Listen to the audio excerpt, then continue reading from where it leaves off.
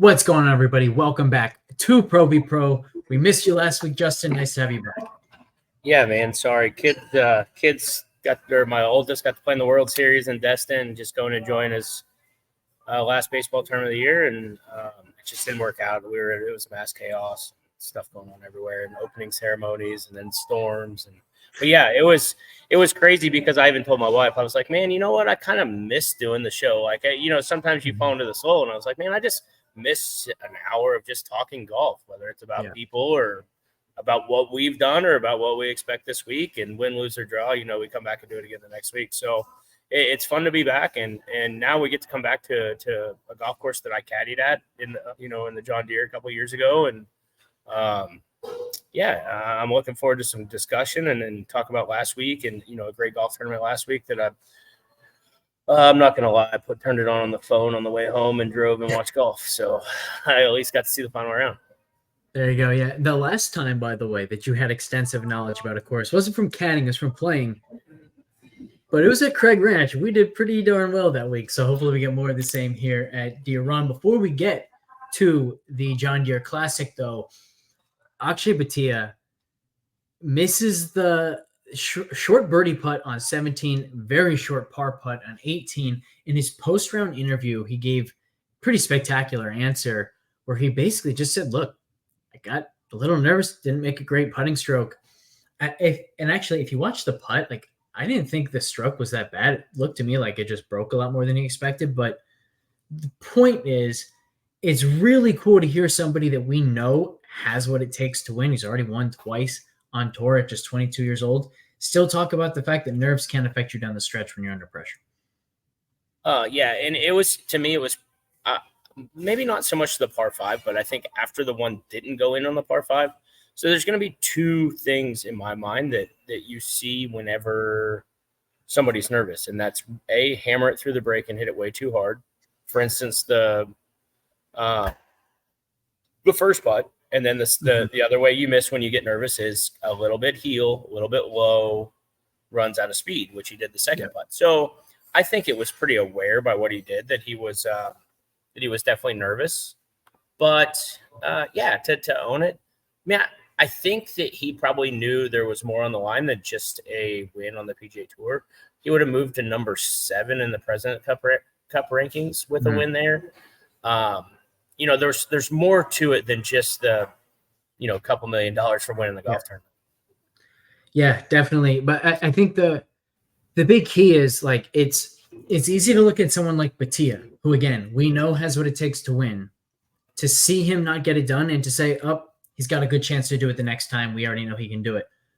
And yet when we see somebody who hasn't gotten that win make the same kind of mistake under the same kind of pressure, it's natural to think that guy just doesn't have what it takes. I should bet against him the next time he's in that situation. And it's just not how it works. Guys, you never know when they're going to actually get it done. The fact that Bhatia has gotten it done in the past doesn't make him any more likely to get it done the next time than somebody who hasn't. So I think it's a point that we come back to all the time. We've talked about it basically every other week this year, but it's a really important conversation to have. For sure. And golf's so fickle, right? That you can hit a perfect putt and not go in, and you can hit a terrible putt that goes in. That's just a fact of the matter. Yeah. And sometimes you hit a bad putt on a bad read that goes in, and it just happens to be at the right time to win. There's so much more to it mentally that maybe the player knows a lot more than maybe the audience does. And I also think this factors into the conversation we've had a bunch about. You either have to be really dumb or really smart, right? So some people are, I think there's the other side of that. Some people are just so dumb they don't realize they hit a bit bad putt and it goes in. They're like, oh yeah, it was supposed to go in. So I think he's a pretty aware dude. I think he's shown he's uber talented. I'm probably the only person that thinks this, but I thought him making that early bogey on Sunday was a really good thing for him. Yeah, I definitely agree with that. And then I think the final thing here is when we get to. So I wonder how much of an effect the fact that putting was super predictive last week has on those pressure putts down the stretch. Does it make it more likely that you need to be a good putter does it then just become all about how mentally strong you are? I'm not really sure what the answer is, but it's interesting that now we're going to a course in TPC Deer Run where putting is very unpredictable. So we'll be a part of our course fit conversation, of course, but curious your thoughts on that. Yeah, I think there's some of it a little bit in everything. I think let's just talk about the Tiger Woods effect of how many huge putts he made in huge moments that could have gone in a thimble, really, that never had a chance to miss. And I think that just shows you when you combine the ability to be the best putter in the world, which I always thought that's what he was. That's why he won a lot, is because he was the best putter in the world, not necessarily maybe some of the other things. But then you also have the best ability mentally to not change how your body is acting under pressure. So I think there's a combination, right? There's a combination of everything. I think another guy that's in the field this week that I expect to play good, Lucas Glover. He had a putt from 59. He literally barely hit the club face from the putter from like 3 feet. That just shows you somebody that obviously can make a lot of putts if you have a putt to shoot 59, right? Mm-hmm. But you get a little bit weak mentally to go with a little bit of doubt on how you putt, and it just all goes into one. I don't think that's the case with Akshay this week. I think that we forget he's 22. He made this rise before switching to this putter that now he's a very good putter rather than a mediocre putter. Yeah, I mean, amazing talent, hits the ball far. I'm not worried about him at all. I think he's a great player, great future. I love it too. He'll hit like a quack hook off the tee and hit it in the trees and hit it up there to 50 yards and get it up and down. Like, just does stuff here. It's awesome. Yeah, that was an absolutely crazy part. But yeah, I think you make a good point there. And part of that too, I think, is when you see such a high predictive value on putting, it's often because it's difficult to make putts on those greens. So like you mentioned, the fact that so many of the major putts that Tiger made were just dead center, perfect speed. It's like he could have had a much larger margin of error than he actually hit the putt with and still had it going in. Whereas we saw Akshay like that putt on 18, it missed in large part because those are difficult greens. On easier greens to putt on, a putt as bad as the one he hit still might lip in or something like that. So I think that was my big takeaway, that it was a short putt, but it wasn't an easy putt, which you could see because he started the ball outside of the left edge and it missed low. So all that being said, let's jump into the John Deere Classic. I kind of like the way this sets up for us quite a bit. Remember last week, we had a very small positive weight on driving distance. Everything else was negative except putting was way up. This week, putting is way down. Everything else is up. 8% boost on driving distance, 7% boost on driving accuracy, 25% on approach, and 33% on around the green. So pretty predictive. Putting doesn't matter as much as usual. I think it sets up well for us. It's not the extreme Craig Ranch type course fit model where it was like all distance and around the green where everyone else was looking at approach play because it's a birdie fest. But it is another birdie fest golf course where putting isn't as predictive as many think. Around the green is more predictive than most would think. And there's still a very, very nice emphasis on off the tee play. So again, I like the way this sets up for us. How are you feeling? So I remember walking there in the practice round going, all right, I know that you have to make a ton of birdies here to compete, right? Scores are super low. And after playing 9 holes, I was like, man, this other 9 must be a lot easier. And then we played the other 9, and I was like, man, this place, like the rough was kind of up. I mean, it's not difficult rough, but there was a few spots. It wasn't. And I was just thinking, the scores that are shot here are amazing to me. Like, because I like walking it, I feel like I'm a pretty good, like I understood Craig Ranch to a T, right? I played it. I knew what's going to happen. I know what's coming. This place, I was always just kind of like, man, these scores are incredible for this place. Yeah. But it happens year in and year out. So obviously I'm the one that the place just doesn't fit me very well, right? It's just something about the way it looks to me.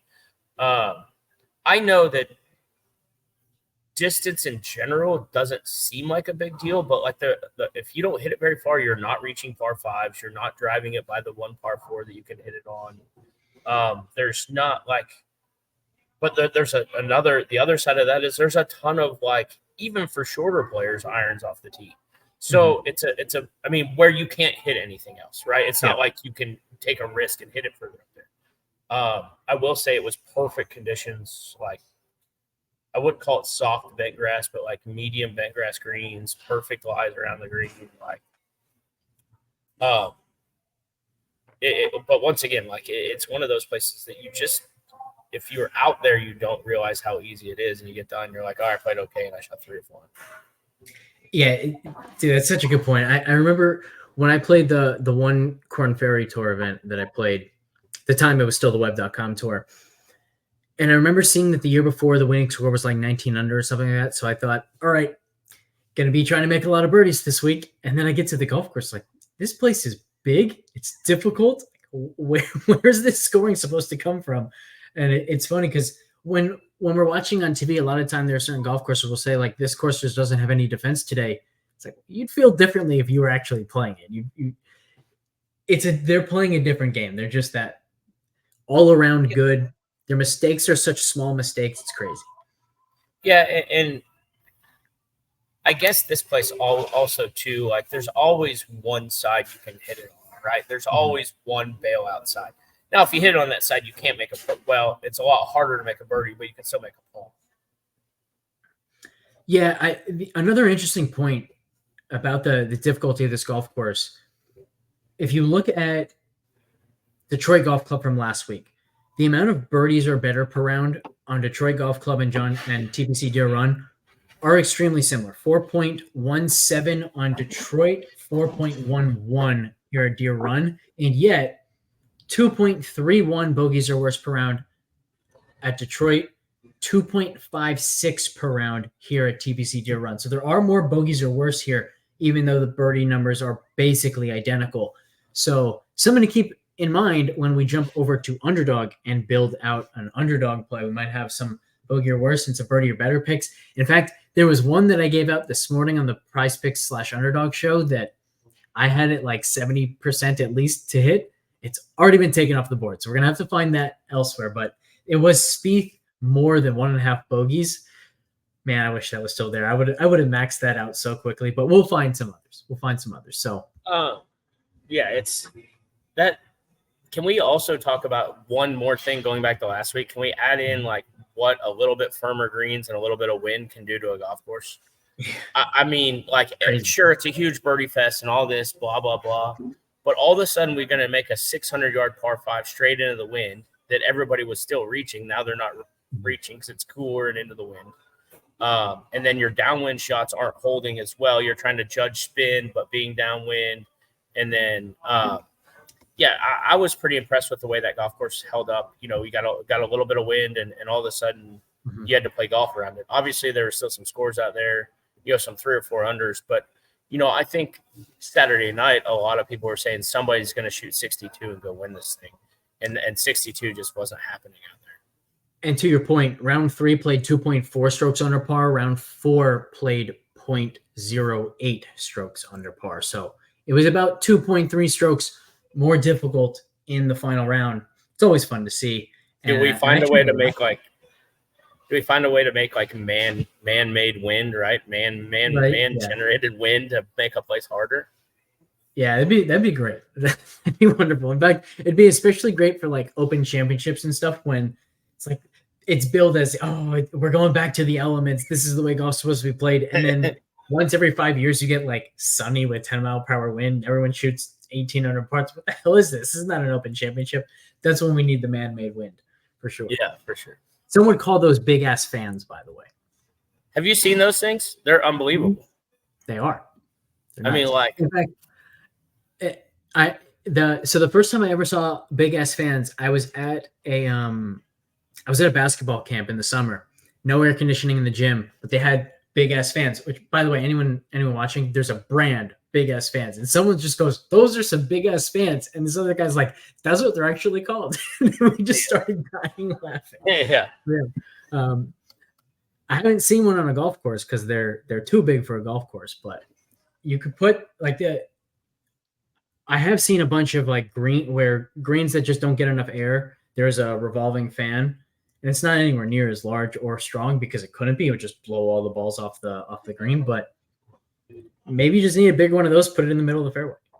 Dude, I just say, just so you know, those are regular here in Texas. Like if you like any of these idiots that try to put bed grass in Texas, everybody has in the summer. We're like, oh, they brought the summer fans out again, and it's just like you literally have like a 5-footer, and you have to wait for the fan to like rotate to a different direction. So fantastic though on really humid days.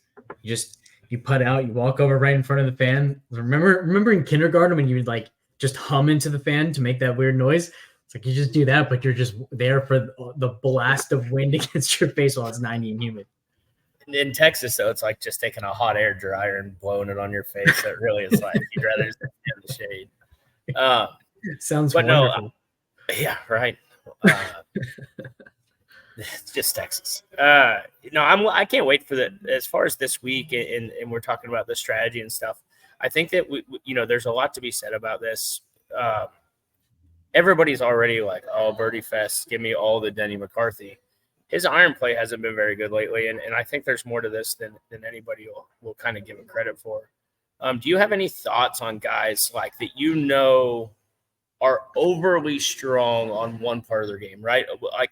Like Denny McCarthy, we know that he is a phenomenal putter, one of the best in the world. Mm-hmm. Outside of that, he's average to below average PGA Tour wise, every other category.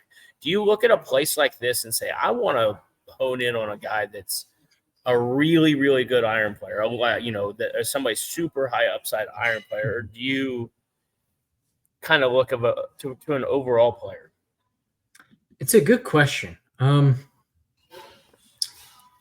Because we have 4 of the 5 in every tee to green aspect of the course fit model as being more predictive than usual, I think that my answer is I'd lean towards someone who's good all around.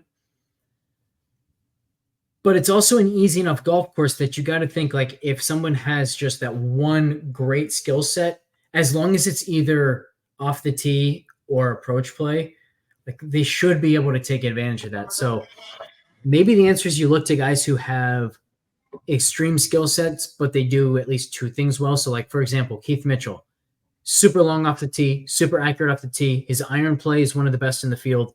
Not a great short game, not a very good putter. Obviously, the fact that putting is less predictive than usual already helps him a lot this week. But the fact that you're getting 2 of those other 3 skill sets, or 3 or 4 if you want to count distance and accuracy as their own things, like maybe that's the way to go. And there are a number of those guys, except Straka and Aaron Rai fit both driving and approach play. In their case, it's not about distance. It's that they're super accurate off the tee and their irons are great. So maybe that's the answer, kind of a hybrid. Yeah. I mean, the name that came to mind for me was like a Lucas Glover, right? That does some things really well and does some things really poorly. There's not much in between. So, I'm kind of on the same page. You get, sometimes I get stuck personally on a guy that I was like, man, this guy does this one thing so well that he can go out and dominate. So I would tend to agree with what you're saying there is let's find a guy that does a couple of things really well that has a chance to go win the golf tournament a couple of different ways. Yeah, I think a good like counter example to that would be Taylor Montgomery, who he's good around the green. He's excellent with his putter.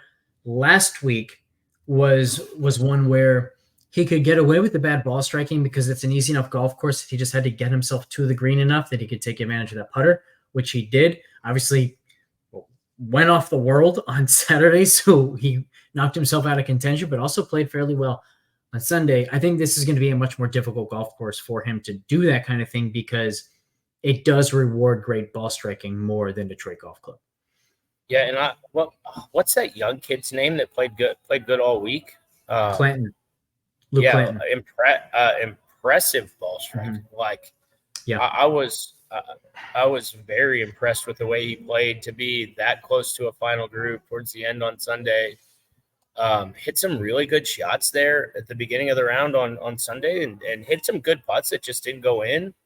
A guy like that is, they had an interview on Sirius, and I forget who they were talking to.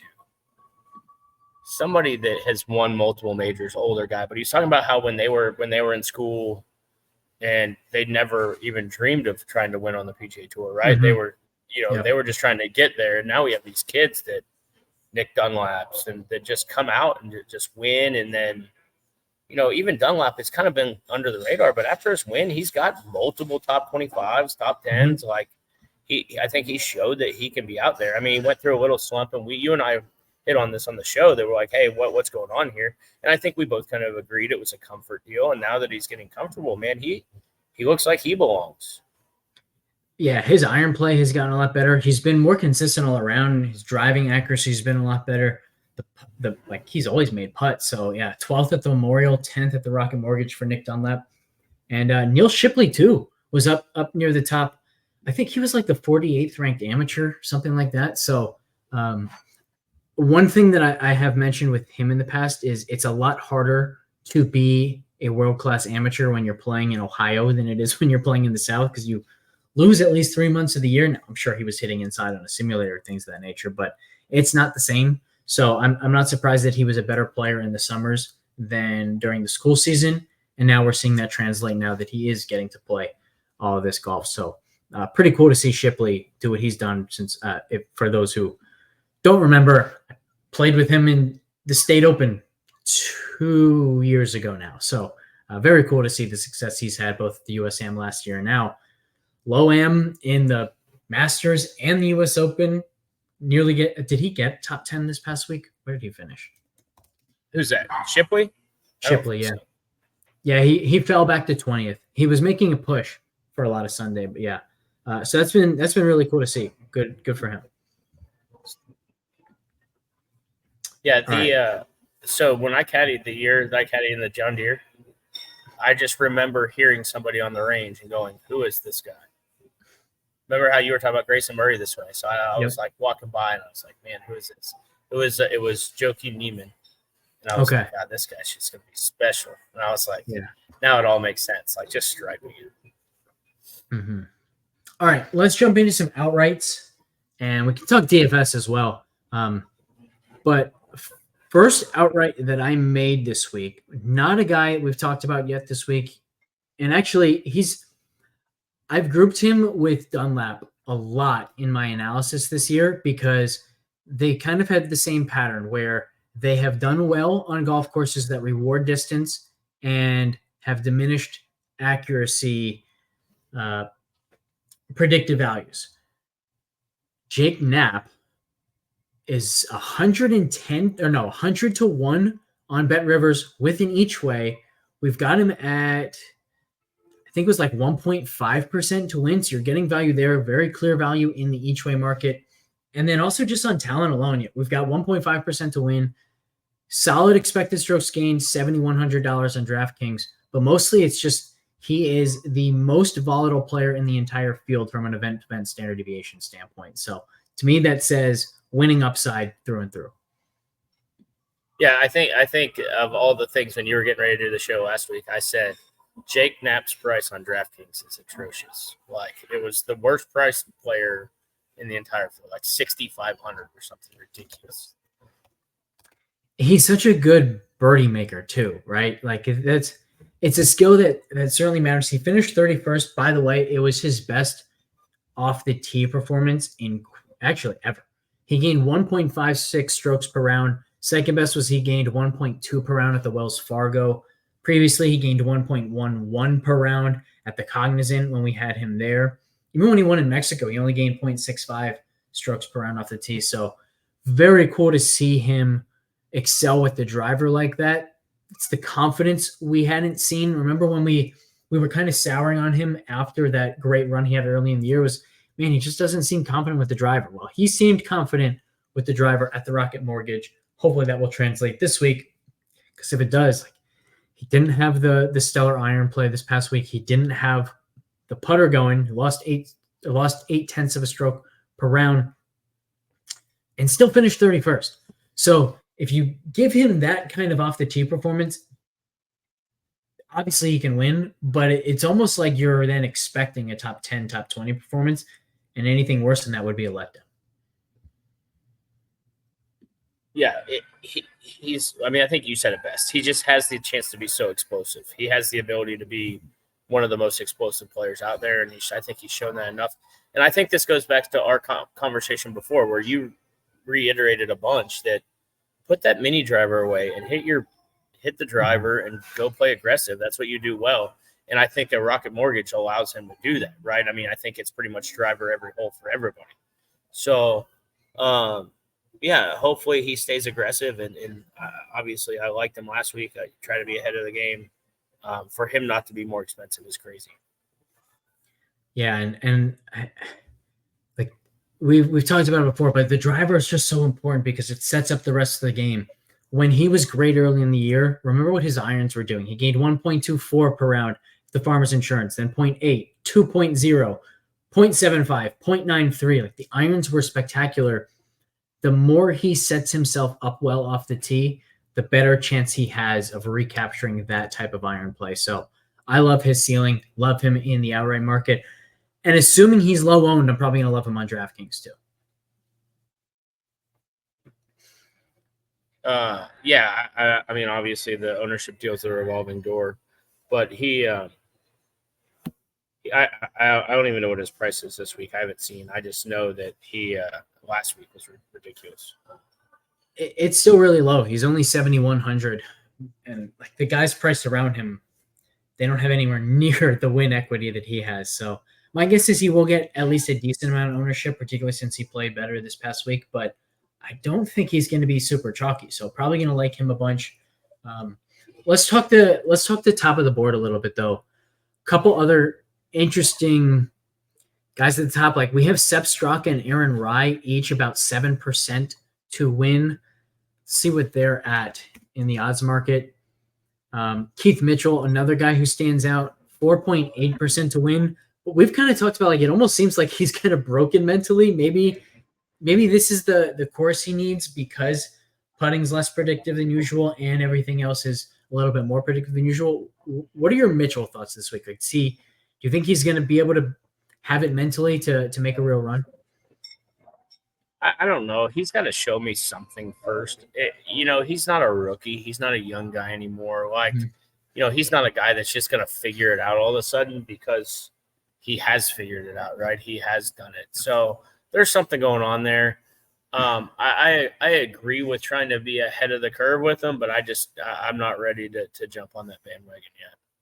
It's fair. Straka, by the way, 16 to 1. Aaron Rye, 20 to 1. So I like the 6.9% win equity that we have on Aaron Rye. There's some value there, just like there was on Batia last week. I didn't pull the trigger on Batia's outright just because I felt like 20 to 1 wasn't interesting enough. I feel like I'll probably make the same conclusion on Rye. I was very close to regretting that this past week, but I don't know. Mitchell's 33, and again, we've got him at 4.8% to win. So the fact that 33 comes with an each way, by the way, I think that's one that I will probably bet. I haven't bet it yet, but that seems to me to be the closest. That 33 number is available at Bet365, by the way. Everywhere else, he's 30 to 1. So I would guess that Sung Jae's got to be the clear-cut favorite this week. I haven't looked at the odds, but I'm guessing he's got to be in the 15 to 16 range, right? I mean, he's that would be the first place I would go. Would be Sung Jae. I'm as long 14. As it's not like something silly. 10 to 14. Yeah. I just think Sung Jae wins in this spot a lot more than Keith Mitchell does. It's possible. The thing differentiating them, actually, one of the things that's holding Sung Jae back a little bit is his standard deviation's a little bit low, so that's blocking him a touch. But it's also the iron play. Like we only have him projected to gain 0.15 per round in this field with his irons. Mitchell's at 0.59, for example. So we just haven't seen the iron play from Sung Jae this season that we were previously accustomed to seeing.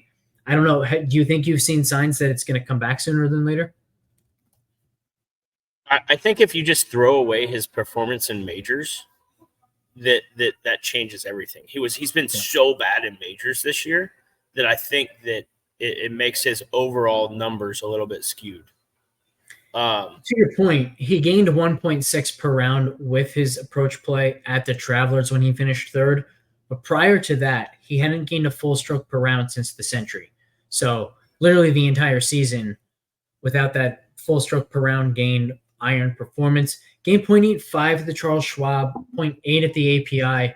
Other than that, like gained 0.2 at the US Open. He lost half a stroke per round at the Memorial. So again, like the approach play has really held him back. If you think that the Travelers was the start of what's to come for the rest of the season, then he's a solid bet. And I also think it's more of the same type of golf course as the Travelers too. Mm-hmm. So you're getting similar turf interaction. You're getting similar greens. You're getting a lot similar rough type. You're getting a lot of similarities.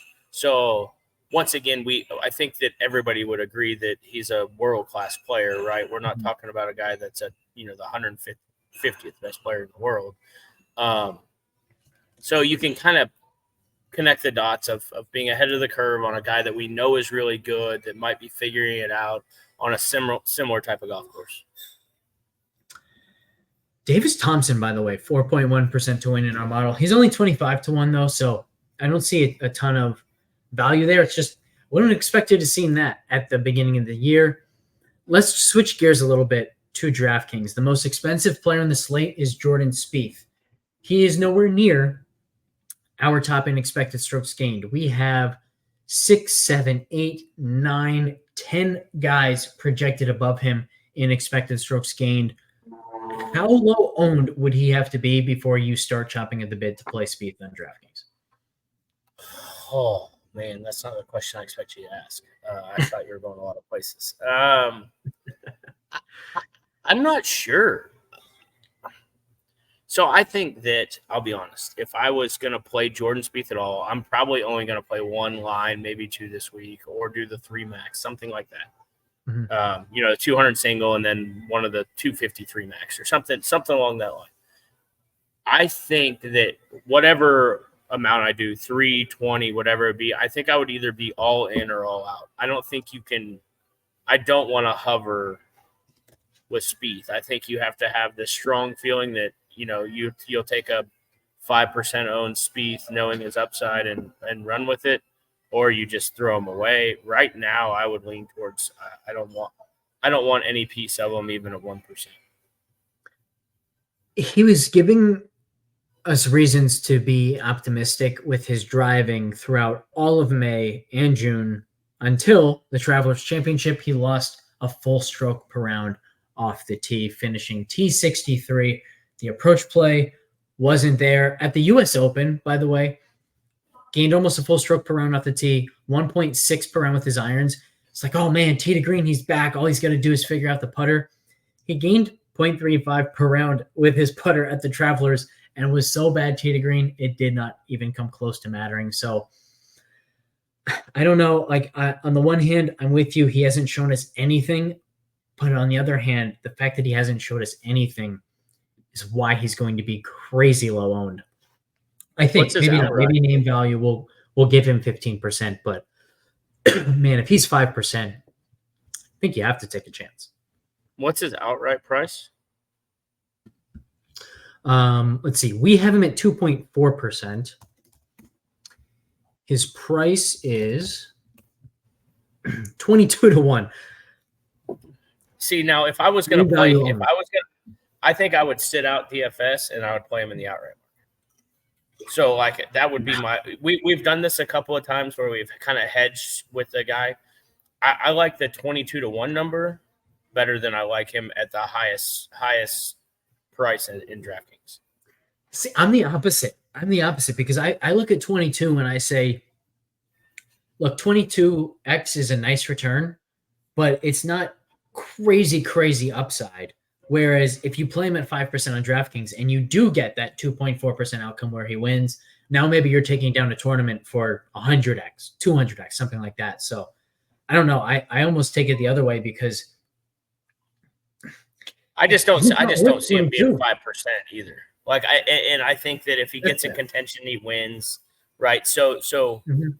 can you build enough pieces around him winning at the highest price Mhm. to still take down a any kind of big single entry with because then you're going somewhere else that maybe if you start your lineup with say a Sung Jae that's 1,000 cheaper or so where you can get more pieces into it.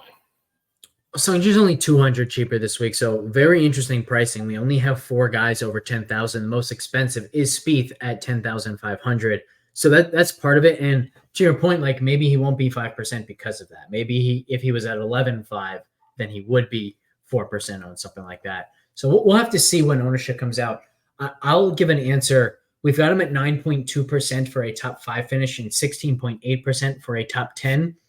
I think he'd have to be at least at the bare minimum, he would have to be lower owned than his top 5 odds, 9%, 8% for me to start considering it. And then probably has to be even lower than that for me to really enjoy the play. Because let's say he was 6%. If Aaron Rye is 15%, Rye's going to be a better play. If Davis Thompson is 10%, he's going to be a better play. It won't just be about what's Jordan Spieth's GPP score, but to play Spieth, we'd also have to see nobody below him with as good of a GPP score or better. So I think Spieth would have to be 4 or 5% for him to be a truly great play. By the way, Taylor Montgomery's out this week. Oh, is I he? don't know, Peter. Yeah, Cantlay, Montgomery, and Cam Davis are all out that were originally. Well, we only gave Montgomery a 0.1% chance of winning, so him being out is not going to change the win odds of other guys. I don't know if you have Cam Davis in there too, but he had to be at least somewhat relevant. Yeah. We do have Davis in there, but we'll get rid of him for sure. It's an interesting pricing week in general. Like for instance, as good as Clanton was last week, for DraftKings to price him at 8,600 is crazy to me. Like, so does that? Well, let's have the same conversation here, right? How low of ownership does he have to be for you to go? All right, Clanton 8,600. I can get behind that. Yeah, man, he's so tough to project. I basically changed everything of his manually, so like even with that, we've only got him at 0.5% to win, 3% for a top 5. I probably will not play him, but if he's super low owned, then maybe I will. So another tough one. Where I will say though is, if you remember early in the week or early in the year, was it Craig Ranch that week? No, in Mexico. When he won in Mexico, he didn't have a great GPP score. I played him. A bunch of us played him just because we said, you know what, there's a chance that he's just like way more talented than his numbers are showing.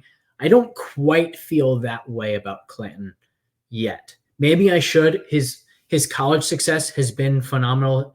I think Data Golf had him as the #1 amateur in the world, still do. So the talent's obviously there. I don't think he's where Knapp was, though, where he's like knocking on the door of a win. So, Dunlap wasn't either, right? I mean, if Clanton won here, it'd be way less of a surprise than Nick Dunlap winning. In my opinion. That's probably true. Yeah, that's probably true. I think if I can get him under 5% there, I'm gonna play him. Like if he comes in at 3% for being the best amateur in the world, knowing he can compete, he's not scared and not gonna get in the moment and buckle on a similar type of golf course, I will probably lean into playing him, but he will have to be low, like super low owned. I'm gonna push back a little bit on that Dunlap point because he won the US Am. He won, was it the North South? I want to say he won like 4 major amateur tournaments last summer. One of the best amateur summers that anyone has ever had. So he was already crazy good. What I will agree with, though, Dunlap was extremely cheap when he won. Clanton's, as you said, 8,600. So at least like he's on people's radar. Also was quite good at the US Open. So I think I would agree that it's less surprising, but I think that the fact that he is 8,600 and not It's not like you're taking a chance on a 7,600 guy or a 6,600, 71, anything like that, that you're actually using someone who takes as much salary as Eric Cole, Lucas Glover, Nick Dunlap. I'm leaning towards not playing him. So, and this goes towards the recency bias, is like I would call Clanton and Shipley about the same player, and Shipley's $1,100 cheaper. So kind of to feed into your point, right? Mm-hmm. Like I would be more likely as a whole to get behind a Shipley 7,500 than a Clanton 8,600. But that being said, the reason I said that Clanton would be less of a surprise to me is doing it at the AM level and doing it at the professional level are two totally different monsters. They're not even in the same talk, right? And it seems to me that Clanton has done better on the bigger stage than what Dunlap had done. Not to say that USAM is not a huge stage, right? Obviously a huge stage.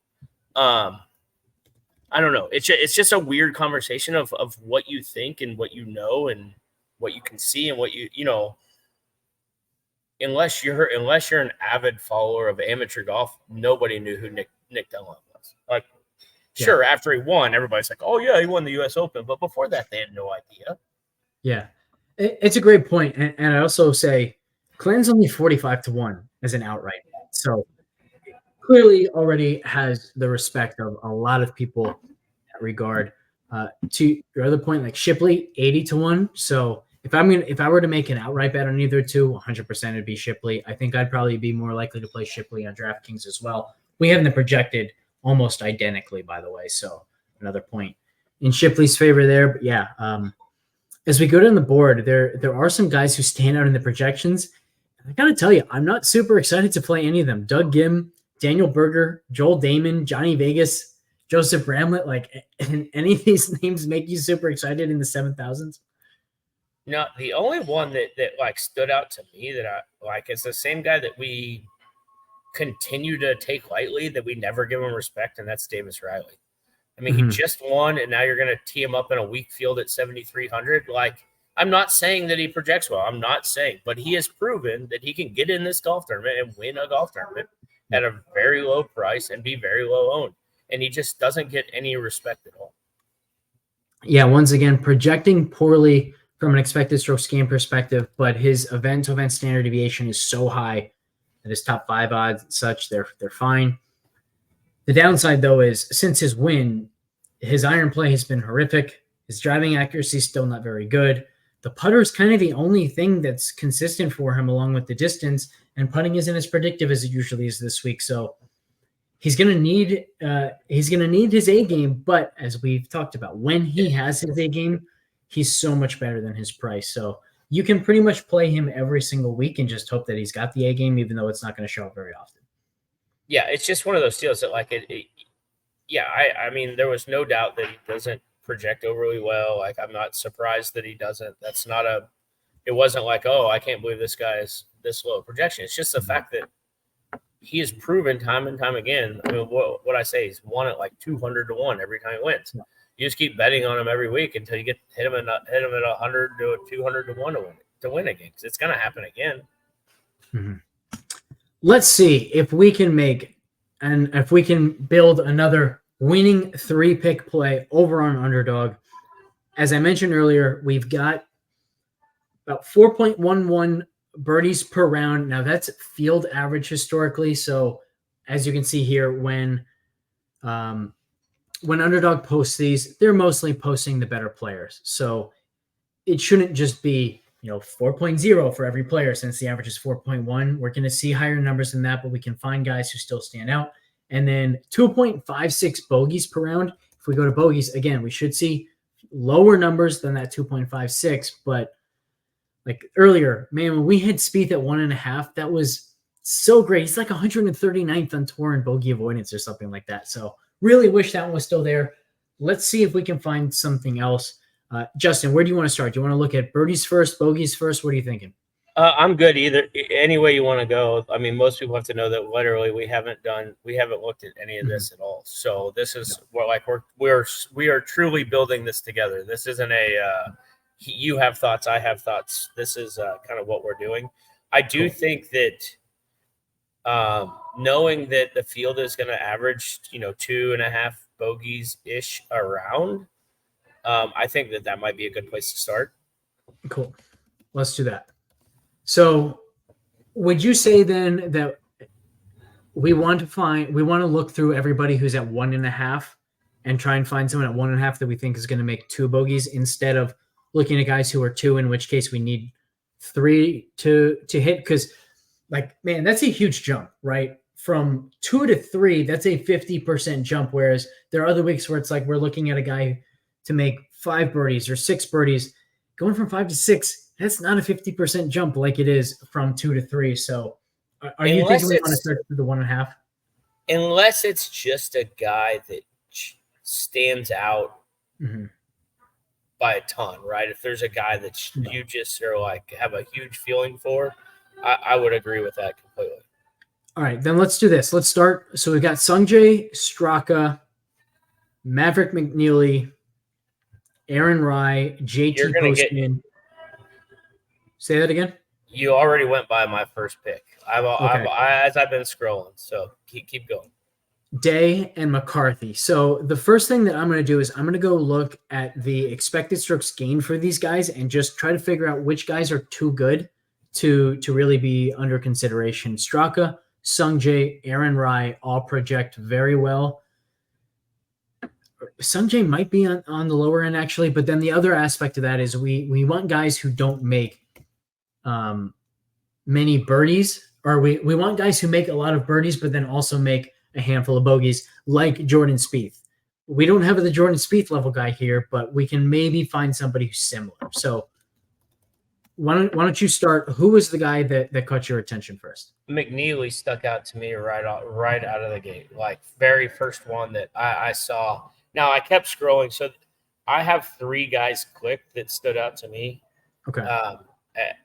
As we went, Poston, Denny McCarthy, and McNeely, all 1.5 guys, all guys, especially McCarthy.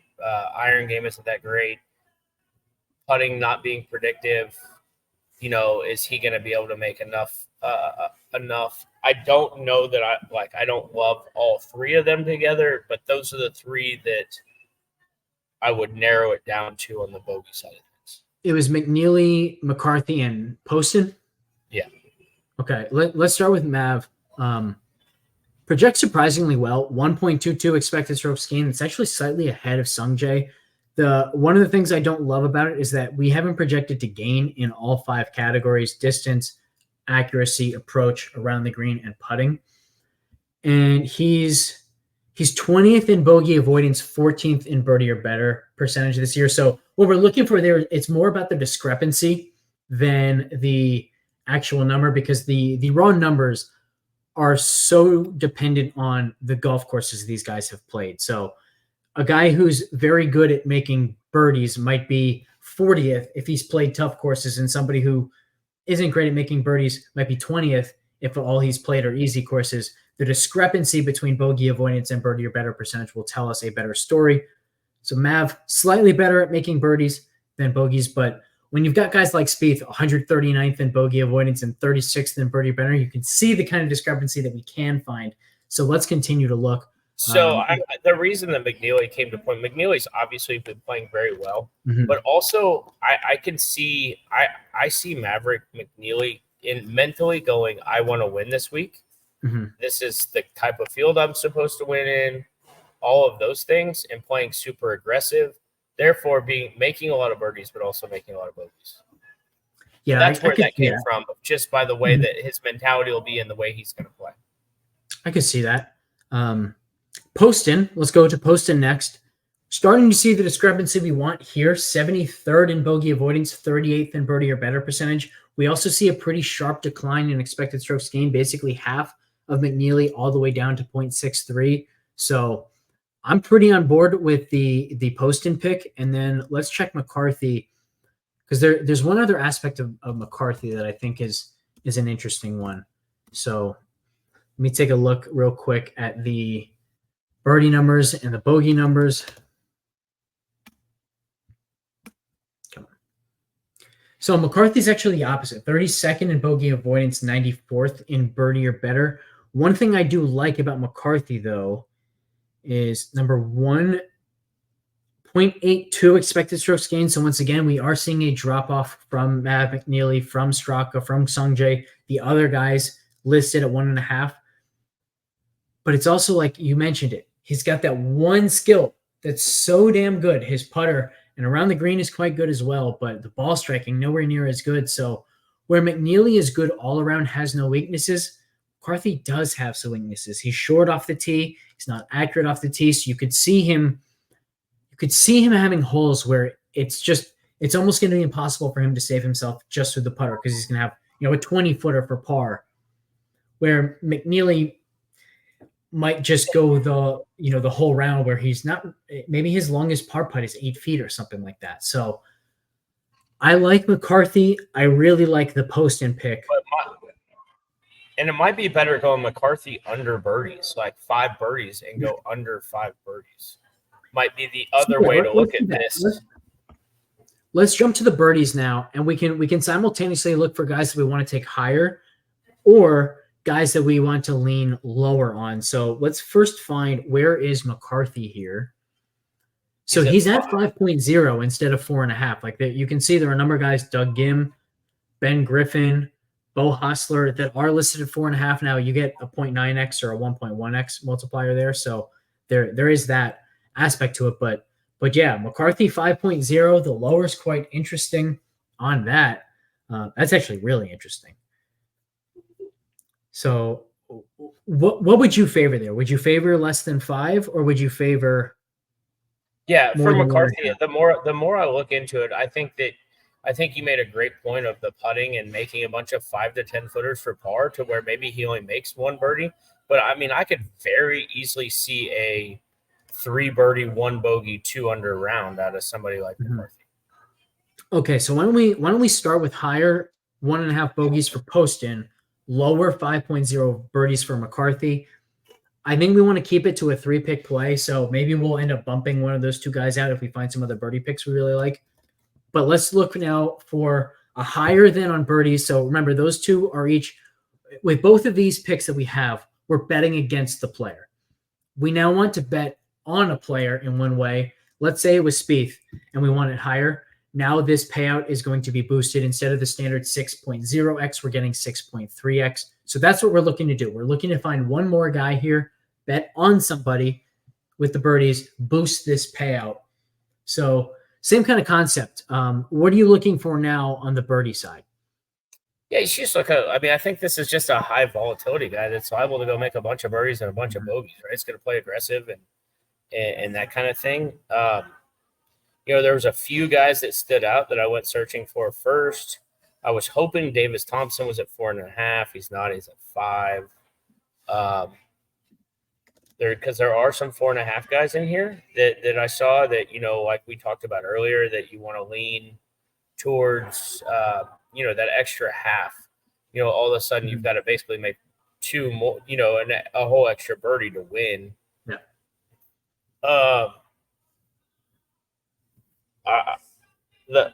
Honestly, the first one that stood out is the guy that we just talked about that I think is supremely volatile, and that's Maverick McNeely. That I could see him making 8 birdies and 3 bogeys. That's just the type of round that he could make. I don't know if you agree with that, but I think that's what kind of sucked me into McNeely to begin with the more than bogeys, is I just think he's going to make a lot of birdies and make a lot of bogeys. It doesn't totally show up in the birdie and bogey data for McNeely, but man, there aren't many guys that when they get hot, they get as hot as Mav does. So that angle is pretty interesting. I'll tell you the guy who stood out the most to me. 5.0 birdies or better is just a standard pick for McNeely. It's boosted to 1.1x on Keith Mitchell. Mitchell, we talked about how good he is off the tee, how great he is with his irons, putting not as predictive as it usually is this week. And Mitchell, one of the better scorers year after year. Let me get his birdie and bogey data up real quick. Once again, we want the discrepancy more than anything else. And we have to remember, too, if we decide to bet on any of these strokes per round, like total score per round, it is par 71 this week, I believe, not 72. So when you see that number, know that 68 is 3 under par, not 4 under par. Mitchell is 8th in birdie or better percentage, birding almost 25% of his holes per round. That's on the year. Now you get a much easier golf course. I don't know, man. I don't see why Mitchell is 1.1x. If anything, I would think that he would be with the 5.5 group instead of 5.0. Yeah, I can. So I'm not a huge Mitchell fan as an overall total play this week, but I can 100% get behind the birdie side of Mitchell because of the way he drives it. He's going to have so many chances. Yeah, I'm in agreement there. All right, we're still talking about ridiculous numbers. We're literally betting on somebody to birdie 1/3 of the holes. We want to talk about how good these guys are. Like, we're literally betting on them to birdie 1/3 of the holes. Yeah, it's kind of crazy. So yeah, that would take us to 6.95x. Let's look through the rest of the birdies. Maybe we want to add somebody. Maybe we want to take out one of the other guys. But I'm pretty happy with this 3-pick play as it is, 6.95x. If this is all we're going to play. What are your thoughts on Jason Day? And I don't know. You know, we thought he had turned the corner earlier this year, and then he's kind of struggled a little bit. And then I really don't have a good feel or take on him right now. I don't know if you do. I mean, without digging into the data of him, we know he chips and putts it really well. We're getting less predictive with the putter, though. So he hits it really far in the air off the tee. That doesn't really gain much here. You're not gaining anything with that kind of data. So I don't know. I don't really have a strong thought. I'd be interested to hear yours if you like him or don't like him. And I'm looking at his 1.5 bogeys or worse, and I'm thinking maybe we want to bet against him, and that he might be the over of that. Yeah, higher 1.5 bogeys or worse. So remember all the guys that we were talking about. So McCarthy, for example, 0.82 expected strokes per round. Poston was 0.63. Jason Day's the lowest of that group at 0.57. He's around 33rd in both bogey avoidance and birdie or better rate, so you're not getting much of a discrepancy, but he hasn't been anywhere near as good in the past 3 events as we typically see. Iron play has been really bad. Nothing special going on off the tee. In fact, he's lost some distance off the tee. I think that's an interesting note. The big one, though, one of the best players in the world around the green, except in the last 3 events, lost 0.6 at the Memorial, lost 1.4 per round at the U.S. Open around the greens, lost 0.1 at the Travelers where he finished 44th. I kind of see Jason Day making 2 bogeys or more. Definitely could see him making more than 2 bogeys. The point of that is I would probably throw the U.S. Open one out the window. I don't think that's relevant because it's not the same. That's fair. Now some of the other ones, especially the Travelers, like if you're losing around the green, the Travelers, you're very likely to lose around the greens here. Mm-hmm. He's a hard one to figure out. That's the biggest problem with him. Is it you really I struggle to know what he's going to do this year because he's been for a while there. He was really good again. Now he's been really shitty again. And when he's good, he's kind of good all around, and so you wouldn't expect him to make a ton of bogeys. I want to check in those few events, what has this data looked like? So at the Travelers, he made 9 bogeys or worse. It's he made 9 bogeys or worse at the Travelers. So he's averaging more than 2, and that's at the Travelers, not they're about the same. Yeah, they got to be about the same. Travelers and Deere got to be 2 of the most comparable golf courses that they play. Let's see what we get at TPC River Highlands. 2.8 bogeys or worse instead of 2.56. So slightly more difficult by birdie or worse standards. Yeah. So I mean, I think Jason Day is like, let's see how he plays round one, and then if we see him continue to struggle, then if they hang a 1.5 on him again, then I think we'll have a clear cut. Okay, this guy isn't at his best. I also have another question for you, and I don't know if you know the answer or not. Will Zalatoris, WD, after a couple holes of third round, what happens in all of his underdog plays if you had him in any single play? I think because he played some holes on underdog, it's just whether he went. So he would just be a lower on all the picks. Now maybe he already hit like the over on bogeys or something, but I think it would just be whatever number of bogeys or birdies that he made. That's what it is on strokes. They have to cancel it, right? They would either cancel or it would just be graded as a loss for a lower than or a win on a higher, where it's just like it's treated as like infinity. On Prize Picks, what I think Prize Picks would do is I think if they would reboot anyone who had like over on bogeys or over on birdies if he hadn't gotten there, and then wins might stay as wins. The policy is different. You'd have to actually really look into the specific policy. It was just a curiosity factor of like, what do we do? I mean, like, obviously, like if you bet him in a matchup, he loses. So it was just I didn't know the answer. I didn't know if you knew or not.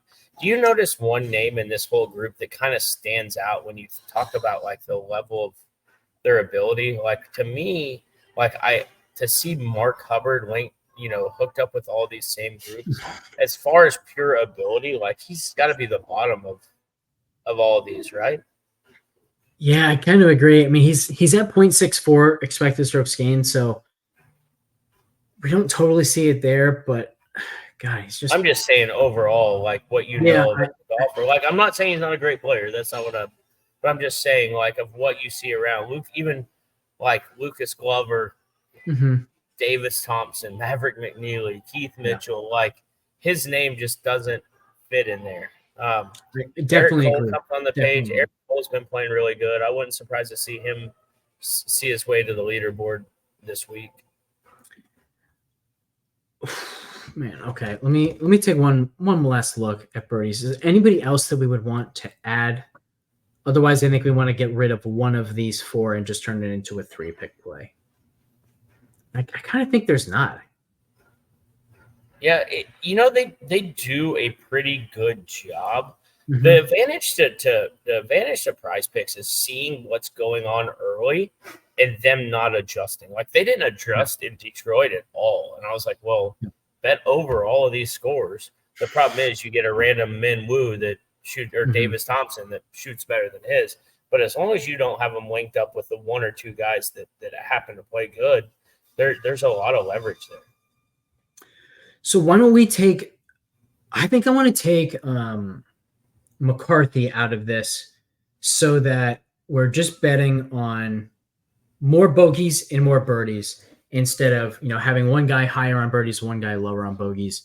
Are you good with that, with this 3-pick play? Yeah, so higher 1.5 bogeys on posting and day.